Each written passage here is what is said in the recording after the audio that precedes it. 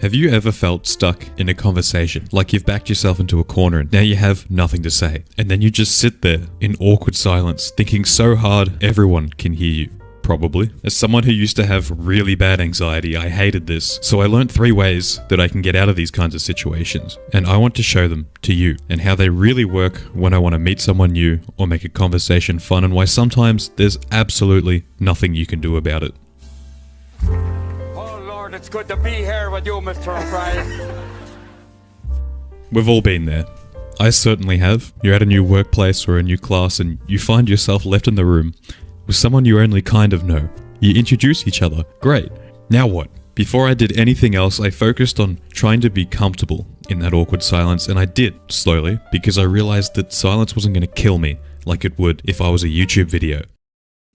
I don't know about you, but I can remember a lot of the embarrassing stuff that I did in the past. But when I try to remember times where I was silent and it was awkward, it never really stuck with me. In my opinion, life is too short to be worrying about that awkward silence that happens from time to time, but that still doesn't take away from the fact that sometimes conversations got dry or boring. I found myself in a lot of dry or boring conversations. So, I needed a way out of them. There's 3 ways I changed so that conversations flowed better. What if I told you that even when I didn't think so, there was actually so much to say in response to even the tiniest of sentences? Sounds crazy, right? But when you think about it, people say things and they don't say the entire thing. They don't give a book's worth of context behind their words. Heck, they might not even know entirely what they're talking about. So how did I listen to what they said like an English teacher reading a book? You get extra points if you guessed it right. It's active listening. But how and why? Why not stop the conversation from being boring before it becomes boring? The moment I started listening to people with presence and properly, I saw that my brain started to ask a lot more questions automatically. But what does that look like?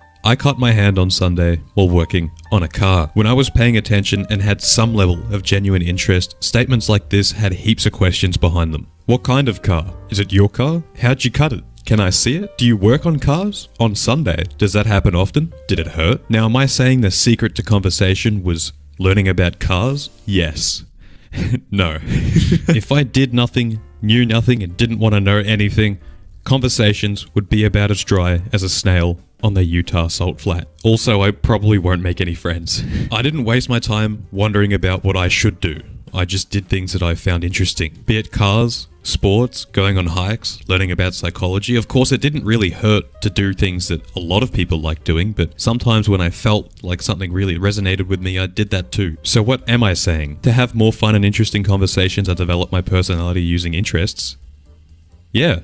For this last point, I have a really interesting question. What do you think counts as a stupid question? Was it the one I just asked, or was it one I've asked before? I personally believe that as long as you're genuinely curious about something and ask it respectfully, you're just wanting to learn. And in that case, no question is stupid, because you're being brave and humble enough to want to know more. How can wanting to know more be stupid? Of course, we can ask silly questions for the sake of being funny, but that's for another time. Sometimes, when I sense a conversation's getting a little dry, I'd ask questions like, how tall are you? Or, do you mow the lawn? Out of genuine curiosity. These might seem like some ridiculous questions, but 9 times out of 10, people are more than happy to answer these kinds of questions, especially about themselves. And most of the time, they made conversations go in a completely different direction, and nearly always led to a fun and interesting topic. These things are important because it helped me paint a better picture of them so I can have a conversation go naturally and get to know them better. Maybe I'd find out that they like basketball, or that they've never actually used a lawnmower before.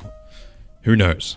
There's something really important that I need to talk about. I realize that sometimes no matter what I do, this will never work. But why not? Well, it's as simple as being comfortable with the fact that sometimes people are not great conversationalists themselves, and sometimes maybe they're not even interested in talking. So I found it's okay to let go when I needed to. Maybe it was an uninterested date or someone I just didn't click with at a party. It's okay, and it's not such a big deal as I might have thought. Just don't water a dead plant, I told myself. Well, that's what I did, and it seemed to work for me. If you're interested in learning about just a brief crash course about active listening, I'd recommend you click on this video or subscribe. That would be awesome.